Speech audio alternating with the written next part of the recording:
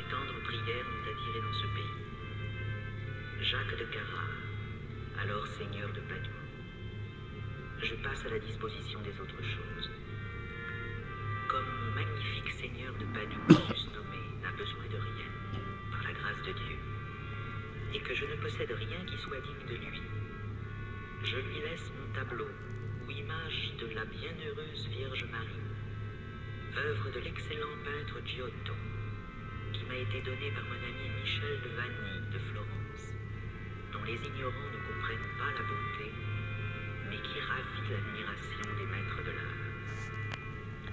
À maître Donato de Pratovecchio, ancien professeur de grammaire, demeurant actuellement à Venise, j'abandonne et lègue l'argent prêté qu'il me doit.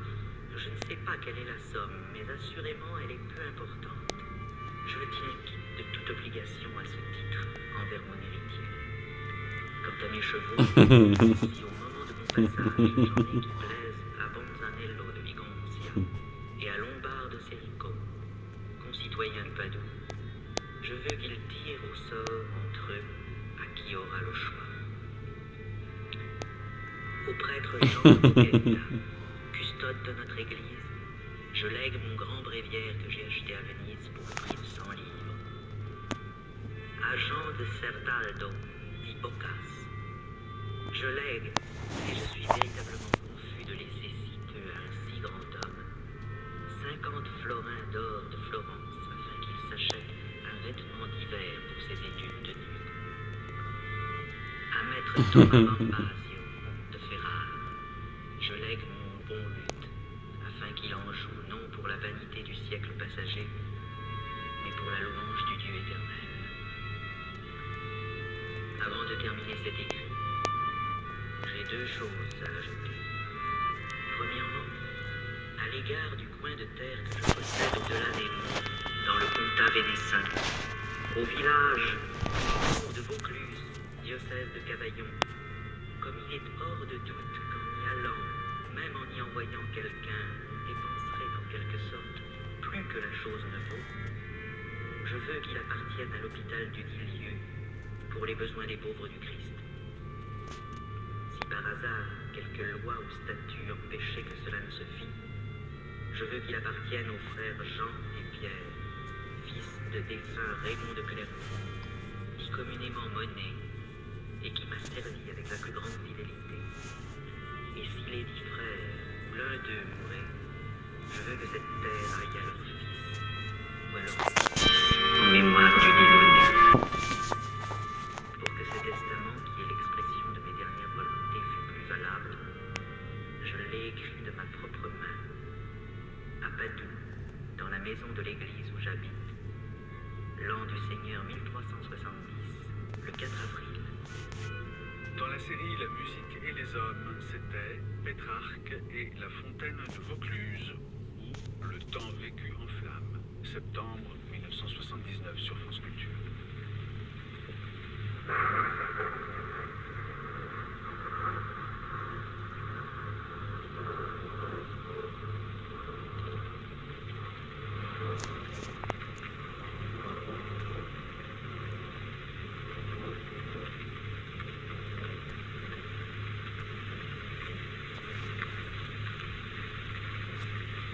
Vous écoutez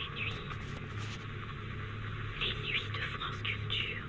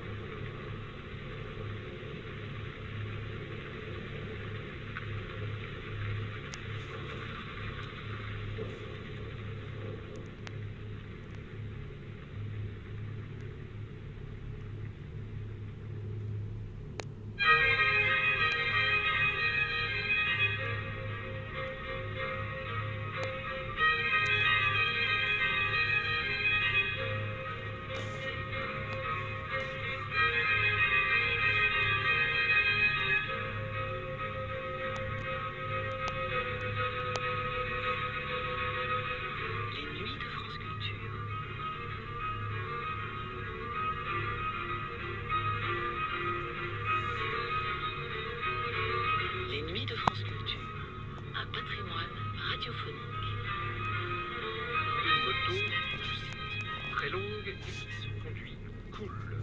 Un moteur qui envoie le doigt tout de suite. C'est pas des chevaux de trait, ça cause. Quels sont celles et ceux qui montent sur cette moto? On les appelle les bikers. Et si ça se trouve avec leurs tatouages, ils sont des millions à être ainsi tatoués dans le monde. Ils ont sauvé la marque de leur héroïne. Surpris par la nuit, 1%, 100% bikers par Michel Vignard. Réalisation Angélique Thibault, première diffusion sur France Culture le 22 mars 2004.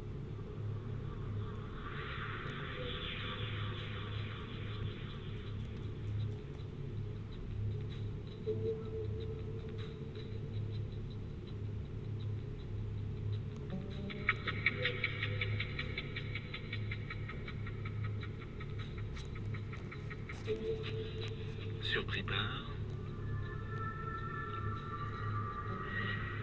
la nuit.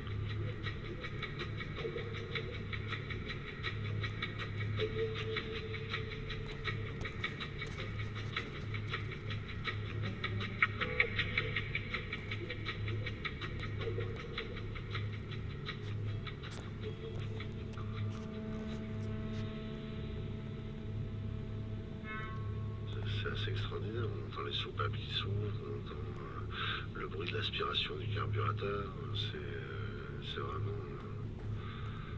extraordinaire. Moi, le premier Harley que j'ai eu, j'ai passé des nuits à l'écouter dans mon garage. Des heures, je rentrais et hop, je l'écoutais tourner au ralenti, je l'écoutais tout le temps. Je l'écoutais quand elle refroidissait aussi, parce qu'il y avait les chromes qui bing, qui sonnaient un peu comme ça. C'était amusant.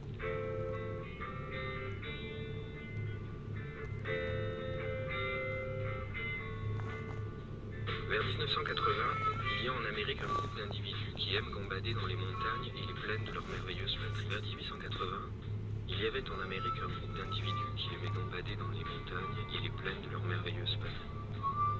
Ils aiment sentir le vent sur leur visage et le soleil sur leur corps. Ils étaient proches de la nature et avaient un sens particulier de la liberté individuelle. Ils s'habillaient de cuir et se sont créés leur propre style. Ils avaient souvent les cheveux longs et certains portaient des boucles d'oreilles. Ils aimaient se réunir autour d'un feu de camp pour fêter l'amitié. Ils se divisèrent de nombreux clans, des clubs et associés avaient leur propre chef. Se portent cependant une méfiance mutuelle et leurs leaders se disputent sans cesse. Ils ne réussirent jamais à fusionner entre leur clan, leur groupe et leur bande. On les appelait les Indiens. On les appelle les bikers. Et il va de soi que ni le gouvernement, ni les éternels fanfarons et apôtres de la morale de la société n'aiment les bikers. Car ceux-ci sont différents et les gens qui pensent et vivent autrement sont toujours considérés comme une menace. Le gouvernement a donc édicté des lois qui limitent les droits des bikers et restreignent leur liberté. Nous nous demandons jusqu'où cela ira. L'histoire est-elle sur le point de se répéter? Confirmera-t-on un jour? Car non,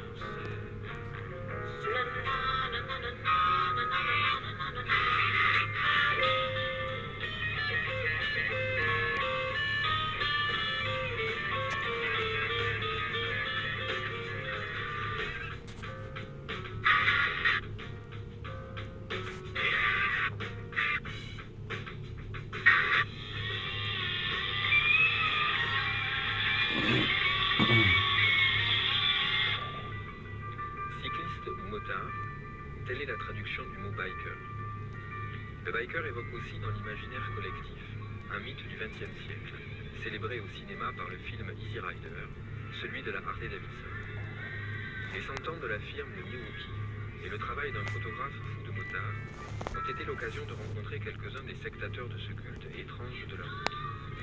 Plaisir de la mécanique, goût de la musique, soif de beauté et de liberté, voilà ce qu'incarne aux yeux des bikers cet engin hors norme, une moto. Une moto à leur image, singulière et complexe. 1%, 100% Bikers, une émission de Michel Vignard, réalisée par Angélique Thibault. Le 4 juillet 1947, on fêtait la fête d'indépendance, la fête nationale aux États-Unis, et dans un petit village de Californie du nom de Hollister, il y a eu une course de moto organisée, et à cette course, se sont pointés des jeunes motards en Harley ou en Indian ou autre chose, qui pour la plupart revenaient du front, qui avaient fait la Deuxième Guerre mondiale et qui avaient envie de s'amuser un peu, de faire un peu les sauvages, on va dire. Et ils ont plus ou moins mis la ville à sac. Enfin, ça, c'est tout au moins ce qui a été mentionné dans le magazine Life le 21 juillet 47. Il y a eu un article très court, un article de 110 mots, ce qu'on a d'ailleurs appelé l'article de 110 mots de Life Magazine, qui a été publié avec une photo d'un biker imbibé de bière sur sa moto, sale, on aurait dit un clochard qui avait une bouteille de bière dans chaque main. Il s'est avéré d'ailleurs que la photo est posée, c'était même pas sa moto, c'était sans doute véritablement un clochard qui avait été photographié. Et donc cet article de 110 mots a fait scandale à travers les États-Unis, a fait peur à tout le monde. Et sur ce, l'AMA, qui était l'association officielle des motards américains, on va dire entre guillemets les gentils motards, l'AMA a déclaré qu'il ne fallait pas s'affoler, que finalement ces mauvais garçons ne représentaient que 1% de la société motarde motocycliste aux États-Unis. C'était absolument risible et il n'y avait pas lieu de s'en inquiéter. Et ces types-là ont évidemment été exclus de l'AMA, enfin exclus, tout au moins il leur était interdit de faire partie de l'AMA, ce qui leur était franchement égal. Ils avaient déjà leur propre club, c'était aussi le début donc, de tous ces clubs, les Blues Fighters, même les Hells Angels ont commencé leur activité à cette époque-là en Californie. Et le fait d'appartenir à ces 1% de motards exclus de la bonne société motocycliste était pour eux plutôt flatteur qu'autre chose. Donc ils se sont brodés des petits écusons, des petits losanges avec inscrit 1% au milieu qu'ils arrobaient sur leur briquet. C'est tout simplement le début de la légende du 1%.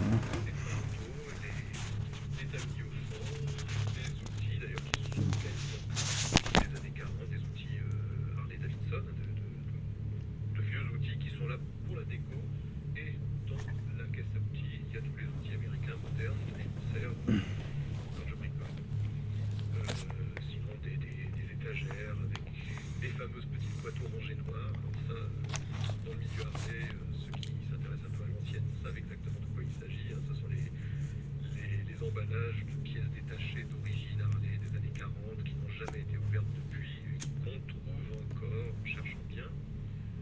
Donc il y a des fameuses petites boîtes orange et noires, un petit peu de pin-up, un petit peu de...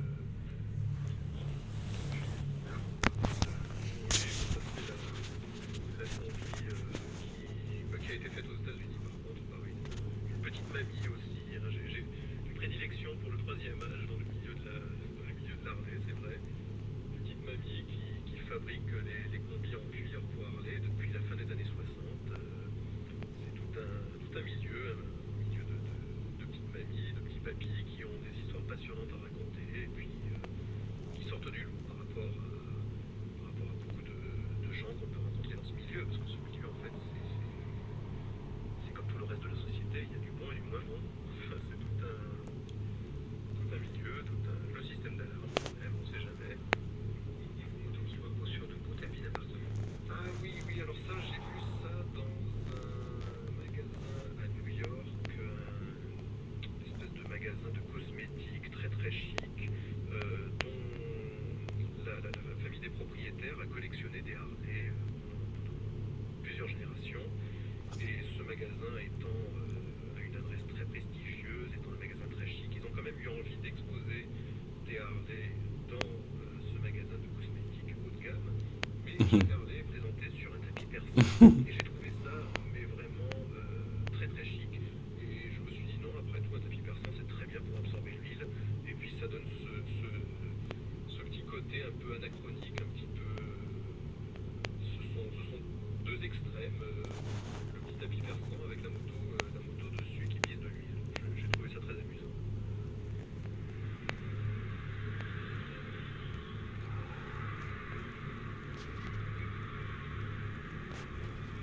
Harley Davidson Club, les gueules noires. Bonjour. Attendez. Faites attention parce qu'on vient d'avoir une petite fille, nous. Bonjour. Alors, allez, on peut.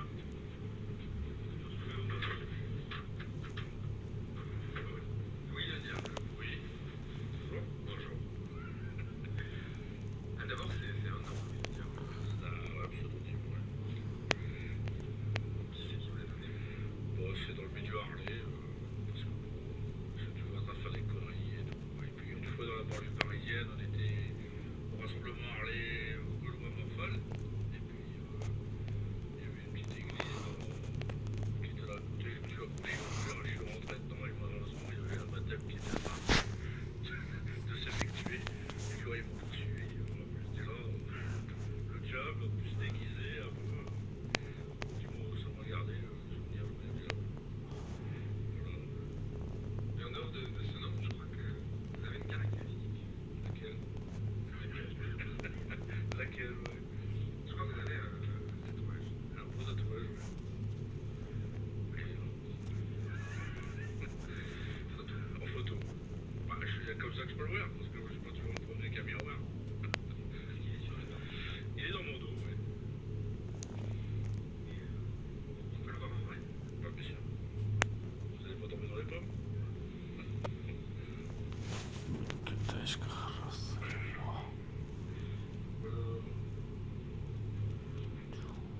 Ça représente ma vie. C'est-à-dire que bon, le musicien, c'est mon père, qui est décédé. Le joueur de billard, c'est un de mes meilleurs amis qui a toujours un bar, mais enfin, il a un bar sur mon appoint, Stéphane Blanchard. Et sur la moto, il y a moi, et mon président de club, Yves Jeanville. Et puis Easy Rider, le Peter Davidson.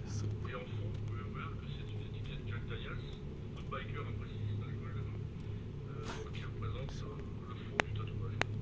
Donc les trois figures, à votre père, le joueur de billard et les bikers, en fait, Oui, sont superposés, oui. se fusionnent l'une dans l'autre. Ben, si vous préférez,